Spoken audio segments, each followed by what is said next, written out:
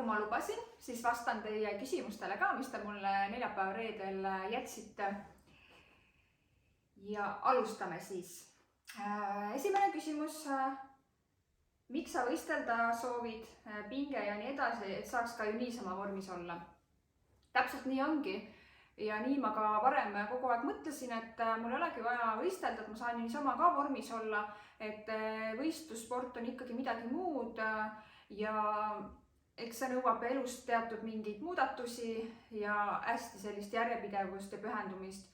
Aga nagu ma olen öelnud ka, et minu jaoks on oluline, kui mul on selline suurem eesmärk ja ma tahan näha, kas ma saan sellega hakkama, see on mu enda jaoks, see on puhtalt mu enda jaoks, sest mina olen selline ambitsioonikas inimene ja kui mul on mingi unistus või mingi eesmärk, siis ma ikkagi tahan selle ära teha ja ma tahan kunagi meenutada oma elu sellisena, et ma olen teinud seda, mida ma olen tahtnud.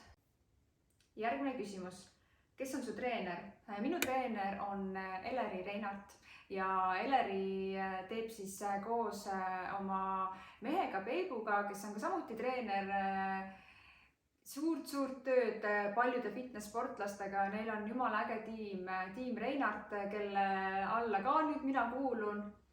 Ja ei oskakski praegu üldse paremat treenerit tahta. Ma olen nii palju arenenud terve selle aja jooksul, mis me oleme koostööd teinud ja olen super rahul praegu. Järgmine küsimus. Miks mul on nii raske järjepidev olla? Nädala sees olen järjel ja kohe kui NV tuleb, nädalavahetus tuleb, siis lappes. Eks see on prioriteetide küsimus ja võib-olla nädala sees oled sa liiga karm endaga.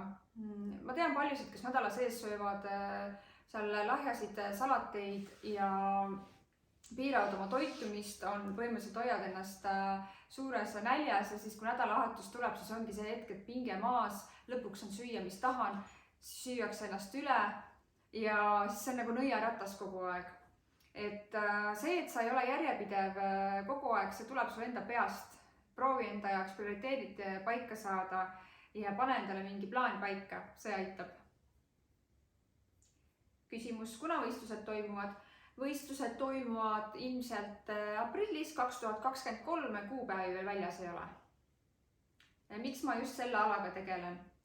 Sest minule meeldib jõutreening, fitness, mina olen oma elu parima vormi saavutanud tänu sellele, see on väga palju muutnud mu elu ja see on lihtsalt miski, mis mulle meeldib. Küsimus, mida sa arvad Lidli toidukaubast liha, juust, kui kava teha, kas osta sealt? Ma ei ole Lidlis üldse käinud shoppamas, kunagi alguses käisin seal, kui see avati, aga seal oli hästi väike toiduvalik siis minu arust. Sain küll sealt mingit lihaasju vist ostsin, maitse koha pealt ma ei saanud midagi arvata, et halvasti oleks olnud. Ma lihtsalt eelistan praegu käia rohkem Rimis või Selveris, tegelikult Lidl on mul kodu lähedal, hästi lähedal, paarsada meetrit ainult, aga ma arvan, et vaata koostist ja tegelikult nagu vahet väga ei ole. Kui me tahame süüa ainult 100% puhast toitu, siis me peame reaalselt tegemagi mingid valikud sellised, et ongi kõik öko ja mahe, aga alati pole see võimalik. Ma arvan, et midagi hullu ei ole. Muidugi alati võiks ju eelistada eestimaist, aga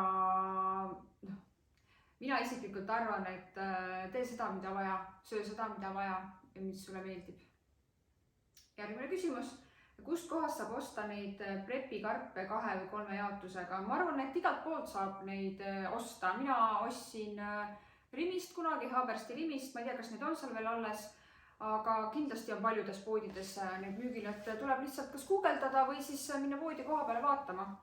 Aga Rimist, suuremast Rimist võib vaadata, äkki on neid samu, mis minul ka. Need on tõesti head. Millal esimene hooaeg fitnessis? Ongi siis 2023 kevadel. Küsimus.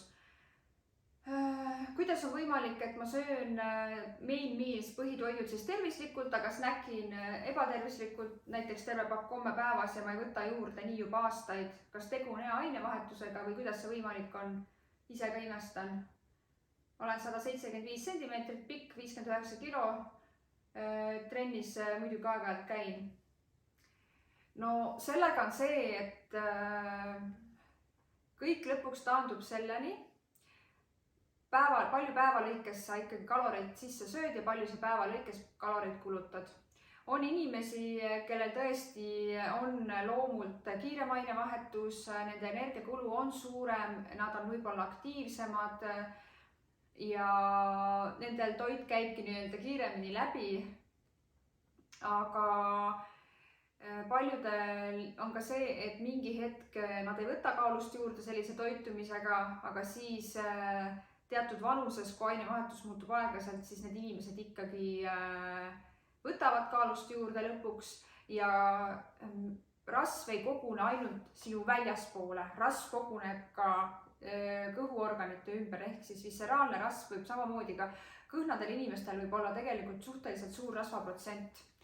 On selline termin nagu skinny fat, et sellepärast me ikkagi ei soovita süüa kräppi ka nendel, kes on nii-öelda kõhnad või kes väidavad, et ma ei võta ju kaalust juurde, ma võin kõike süüa.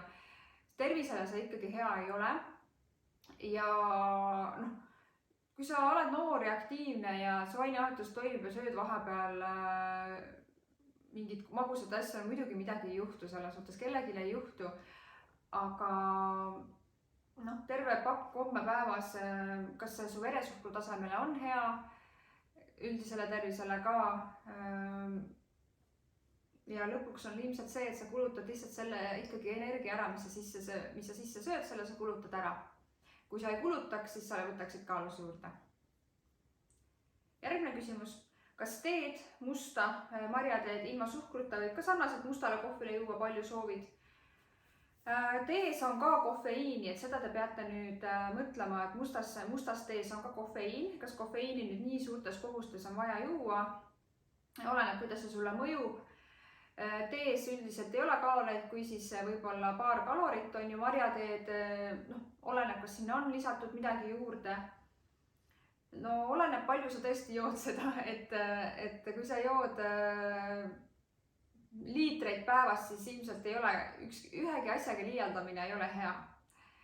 Aga pigem juua kindlasti teed kui magusaid suhkrujooke. Kui palju ma roolis olles telefoni näpin? Ei näpigi. Mul on pandud telefon selle magneti külge ja mul ei ole seda vajadust näppida. Ma näen, kui midagi toimub, kasutan Waze'i. Ja selles mõttes ma ei näpi roolis telefoni ja ma soovitan teil ka mitte seda teha. Isegi kui te arvate, et super head ja tähelepanelikud autojuhid, siis kõigil, ka kõige ideaalsemal autojuhil võib tähelepanu hajuda. Seega ei tasu roolis olles näppida, nii kaua saab Instagramist eemal olla. Lähme järgmiste küsimuste juurde. Küsimus tselluliidi kohta. Et miks tselluliit on, et kuidas seda vähendada? Ma täiesti mõistan seda küsimust. 80-90% naistel on tselluliit. See on täiesti normaalne nähtus. Ja tõesti, enamikel naistel see on. Võib-olla on mõned üksikud õnnelikud, kellel tõesti seda ei ole üldse. Aga on neid, kellel on rohkem, kellel on vähem. Et tselluliit on siis, tekib sellest, et rasvamügarikud kogunevad siis selle nahaaluse nahakihtide ja nahaaluse raskoe struktuuri siis. Ehk siis seal on selline struktuur, mis on siis väikeste vahedega ja sinna siis koguneb rasv ja tekivad sellised kerged mügarikud on ju. Et jah, neid on rohkem osadel naha, osadel on vähem. Mõnel on nii, et nähtavalt võib-olla ei ole, aga kui katsuda jalgu on ju natukene pigistada, siis tulevad need mügarikud esile. Tselluliidi vastu ei olegi vist siiani leiutatud 100% toimivat asja. Sa võid olla ülitervislik, ülivormis, sa võid olla väga peenike, mis iganes sul ta ikka võib olla. Aga tselluliiti saab vähendada, kindlasti saab vähendada. Eriti ta kogunebki jalgadele, kõige suurem probleem ongi see, paljudel naistel ongi see, et koguneb jalgadele rohkem, aga seda saab vähendada erinevate võtetega. milleks ongi siis vee joomine, treening, tervislik eluviis, tervislik toitumine, kaalu langetamine ehk siis rasvaprotsendi vähendamine.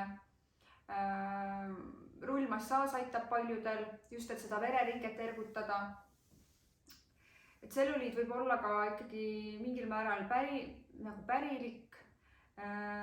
Seda mõjutab kehakaal, sinu elustiil. Võin enda pealt öelda, mina kunagi arvasin ka, et mina tselluliidist lahti ei saa ja ma ei olegi siiamaani saanud, aga mul on palju-palju paremaks läinud vee joomise ja tervisliku eluviisiga. Ja nii lihtsalt on. Kui sa võtad kaalust alla, kui sa oled ülekaaluline, see on tselluliit, kui sa võtad kaalust alla, siis tselluliit väheneb.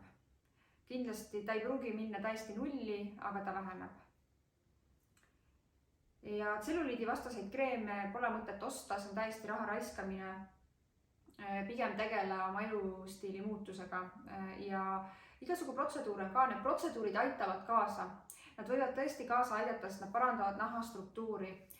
Ma ei ütle seda, et protseduure pole ka mõtet teha, et kindlasti need aitavad kaasa. Mina kunagi tegin rullmassaaži kuuri läbi, aitas küll kaasa, tundsin kohe naha seisukord oli parem, aga ma ka toitusin tervislikult, jõin palju vett selle kuuri ajal. Et nii päris ei ole, et ei viitsi ennast liigutada, ei viitsi normaalselt süüa ja siis käid protseduuridel ja arvad, et tselluliit kaob.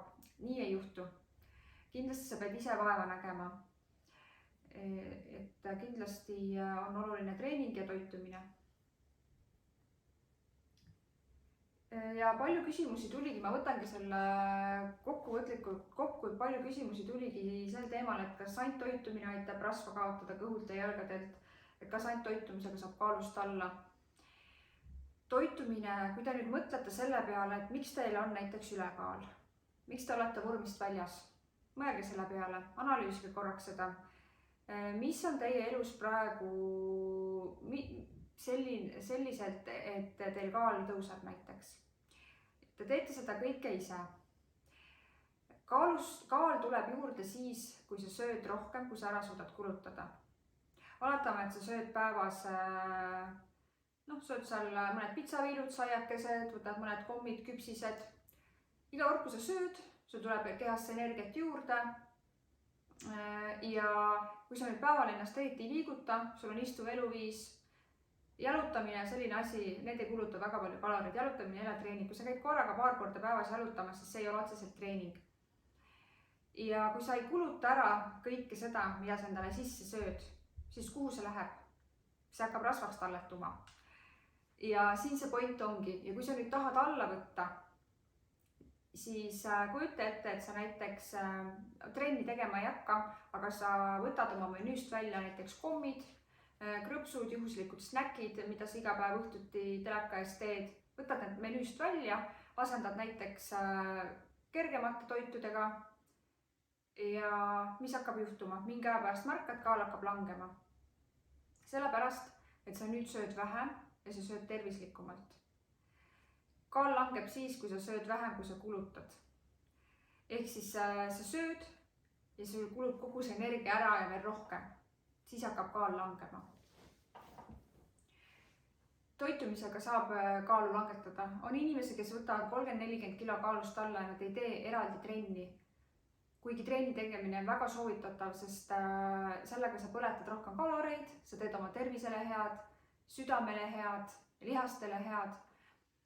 Juhul, kui sa tõesti ei saa trenni teha, siis liigud kas või nii palju kui võimalik käi jalutamas.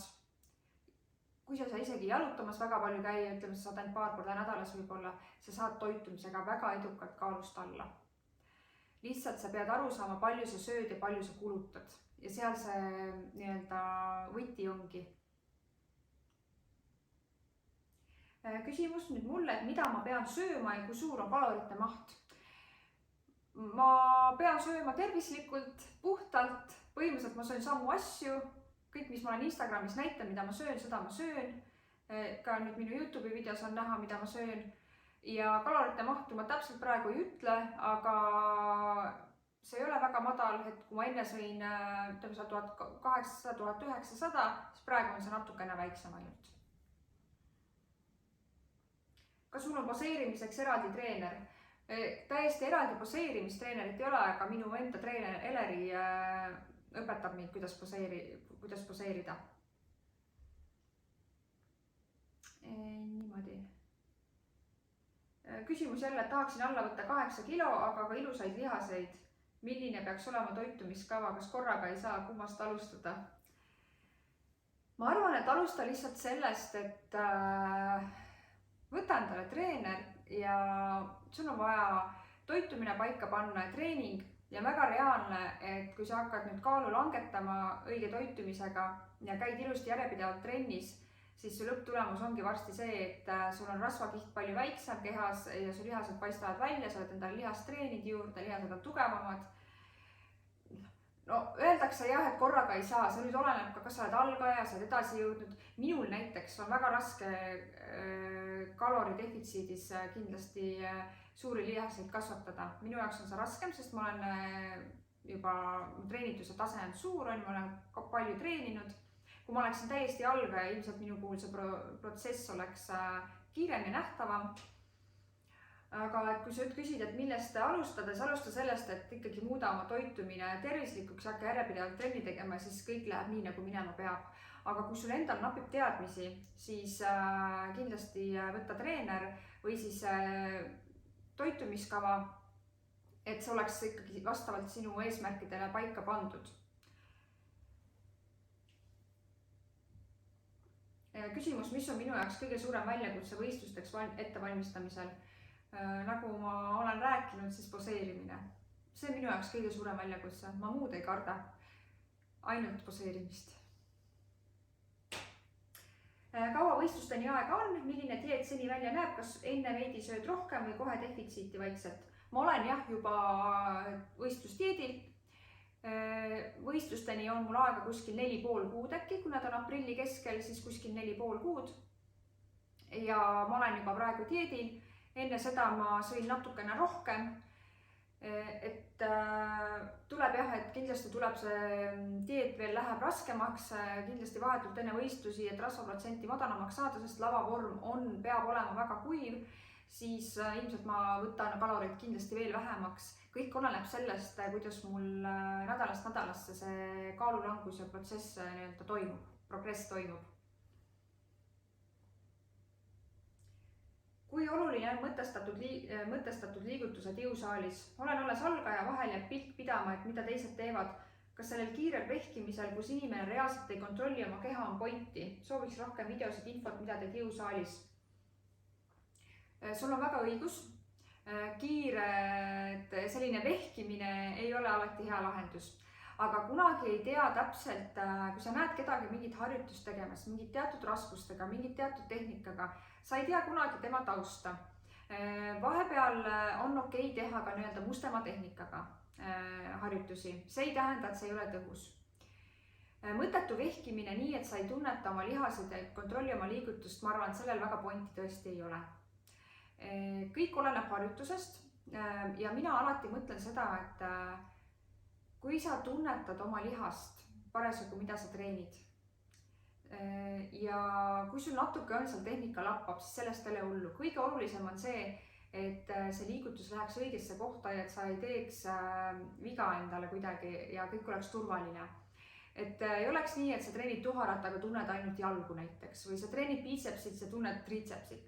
Sellised asjad, et sa pead tundma, sul peab olema tunnetus õiges kohas ja kui see tehnika ei ole raamatu järgi, sellest ei ole midagi hullu. Mina teen ka harjutusi, mis ei ole võib-olla kõrvalt vaadates, mõni vaatab, et mis asja, miks ta nimelikult seda teeb.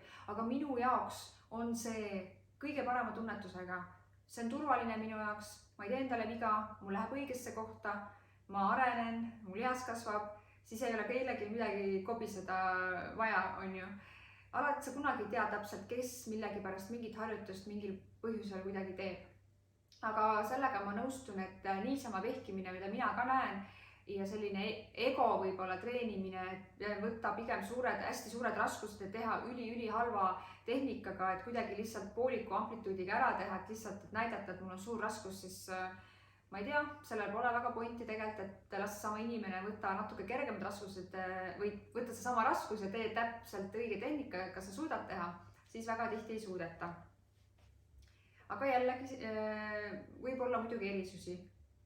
Aga ma ütlen kindlasti seda, et õige tehnika on oluline, eriti kui sa oled algaja, siis kindlasti mind and muscle connection, kõigi puhul on see mind and muscle connection väga oluline, ehk siis tunneta seda lihast, mida sa treenid ja pööra sellele tähelepanu, et pinge läheks õigesse kohta. Ja ma üritan teha rohkem videosid sellest ka, kuidas ma ise treenin. Lihtsalt mul on kuidagi läinud see fookus toitumisele ja mingi hetk ma üritan rohkem filmida videosid sellest, kuidas ma treeni teen ja rääkida ka oma harjutustest rohkem.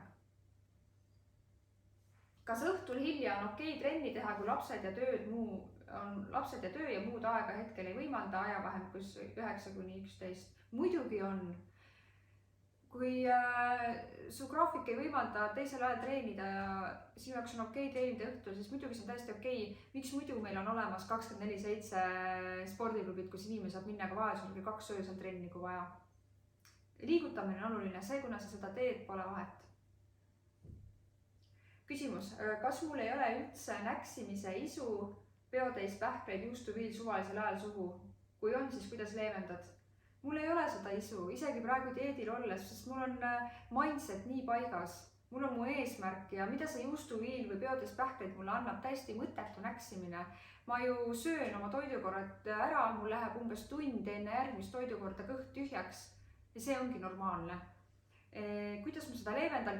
Vahepeal mul on ikkagi isud, selles suhtes ma ei ole mingi imeinimene, et mul pole kunagi isusid, mul võib olla väga räigelt isusid. Praegu küll ei ole olnud, sest mul on lihtsalt nii fookus sellele võistlustel, et ma isegi ei mõtle muudele asjadele. Aga eks varasemalt ikka on olnud. Kuidas ma seda leevendan? Sul on 2 võimalust, sa kas sööd või sa ei söö. Ja nii ongi.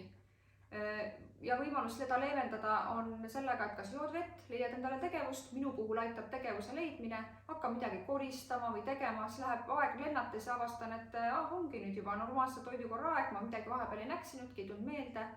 Tuleb vahet teha isul ja näljal. Ja tuleb lihtsalt olla selles mõttes endaga nagu aus, et kas sul on vaja seda suvalist näksi, miks sa seda näksid, miks sul seda vaja on ja kui sul on see kindel eesmärk paigas, näiteks sa tahad kaalu langetada, siis sul on 2 võimalust, sa kas sööd või sa ei söö. Kuidas alustada dieediga just, et suveks lihased välja tuua? Lihtsalt alustad, vaata üle, milline su toitumine praegu on, võta sealt paarsada kalorit vähemaks ja oledki kalori defitsiidis. Praegu on õige aeg alustada. Suveks vormi saamisega ma soovitan alustada ikkagi talvel, siis ei ole see dieet nii karm. Soovitan muidugi aastaringselt heas vormis püsida, soovitan aastaringselt ikkagi olla treeningute ja toitumisega järel, siis ei ole nii meeletult vaja enne suve alla võtta, aga ma saan täiesti sellest aru, et inimesed tahavad suveks paremat vormi tavapärasest vormist. Aga ma soovitan alustada kindlasti vähemalt jaanuaris juba tasapisi, siis ei ole dieet liiga karm, suurema tõenäosusega sa ei anna alla. Võta eesmärgiks näiteks langetada iga nädal 300–500 grammi, kuus kuskil äkki 2–3 kilo, oleneb kõik sinu algkaalust ja pikkusest. Ära pane endal sellist eesmärki, et sa tahad kuu aega 10 kilo alla võtta, see ei vii mitte kuskile. Tasa ja targu ja kui ise hakkama ei saa, pöördu mõne treeneri poole, tee see väike investeering ära, usu mind, see investeering tasub ära. Üksi sa võib-olla pusid ja ei saa hakkama, aga saad treenerilt nõu, siis näed kohe, kuidas muutused hakkavad toimuma ja näed tegelikult, et see ei ole üldse raske. Keegi tahab mulle öelda, et sa inspireerid nii väga, jälgin paljusid fitness inimesi, aga pärast seda, kui aastasin sind, pärast artiklit, suutsin end üle pika jälle trenni vedada. See on parim asi, mida ma võiksin kuulda. See on minu jaoks nii motiveeriv, et ma saan, see ongi täpselt see, mis ma olen tahtnud terve elu, aga pool oma elust teha. Kedagi suunata, kedagi aidata, kedagi motiveerida, sest ma tean, kui mõnus see on, kui sa teed trenni ja sa elad oma elu tervislikult ja ma tahan näidata, et see ei ole raske ja see muudab nii palju su elukvaliteeti. Aitäh sulle, kes iganes sa selle kirjutasid. Ma loodan, et ma saan kedagi veel samamoodi inspireerida. Selleks ma seda YouTube'iga nüüd tegema hakkan, et sellepärast ma teen ka seda Instagrami. Aitäh kõigile toetuse eest ja heade sõnade eest.